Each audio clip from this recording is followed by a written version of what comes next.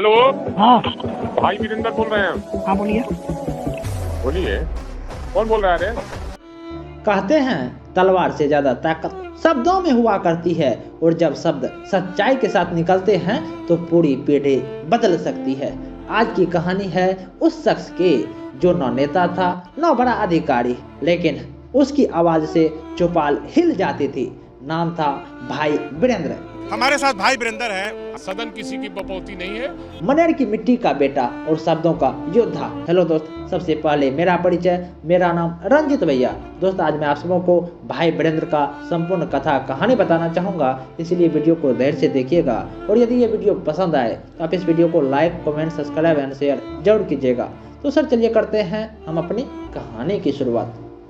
तो दोस्तों, बिहार का ऐतिहासिक इलाका मनेर, गंगा किनारे बसा ये कस्बा अपनी दरगाह, अपनी संस्कृति और अपनी सादगी के लिए जाना जाता है।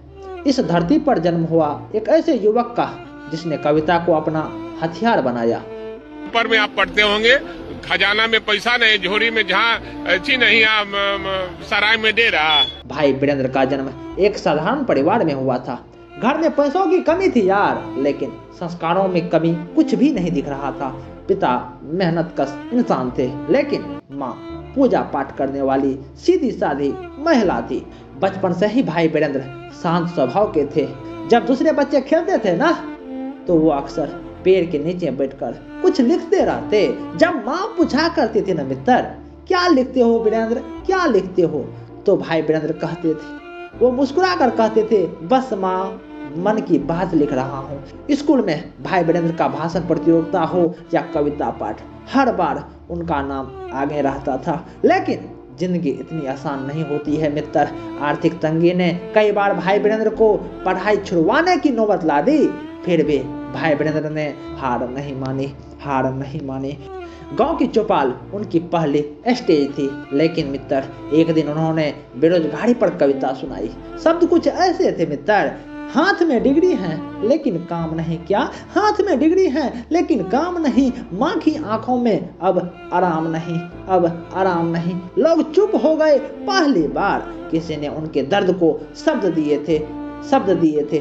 धीरे धीरे उनकी पहचान बनने लगी। लोग उन्हें बुलाने लगे, शादी में हो या कार्यक्रम में, स्कूल में हो या कोई फंक्शन में, हर एक जगह भाई वीरेंद्र को कविता सुनाने के लिए बुलाने लगे, भाषण दिलाने के लिए बुलाने लगे। लेकिन मित्र, उनकी कविता सिर्फ मनोरंजन के लिए नहीं थी। वो समाज का आईना के जैसे कविता को लिखा करते थे, कविता को सींचा करते थे। एक मंच पर भाई वीरेंद्र ने माता पिता पर एक कविता सुनाई। शब्द कुछ ऐसे थे, जिसने खुद भूखा रहकर खिलाया, उसी माँ बाप को बूढ़ा कहकर ठुकराया। क्या? जिसने खुद भूखा रहकर खिलाया, उसी माँ को बूढ़ा कहकर ठुकराया। वो भाई वीरेंद्र ऐसा कविता लिखे, पूरा पंडाल खड़ा हो गया। लोगों को आंख में आंसू आने लगे।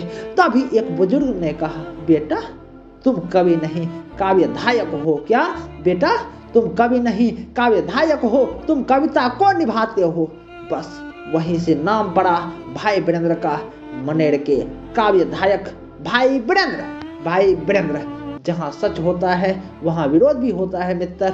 लेकिन भाई वीरेंद्र ने दहेज प्रथा पर बोला, नशे के खिलाफ बोला, राजनीतिक भ्रष्टाचार पर भी इशारों में कहा। कुछ लोग नाराज हुए तो कुछ लोग कहा, बहुत बोलता है यार, बहुत बोलता है। भाई वीरेंद्र की मच छीनने की कोशिश की गई, लेकिन मित्र भाई वीरेंद्र ने जवाब दिया, अगर डर गया ना तो कलम शर्मिंदा हो जाएगी। उन्होंने मच छोड़ा नहीं, बल्कि और मजबूत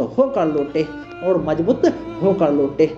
धीरे धीरे असर दिखने लगा। कुछ युवाओं ने नशा छोड़ा, कुछ लड़कियों की शादी बिना दहेज की हुई, कुछ स्कूल में कविता प्रतियोगिता शुरू हो गई।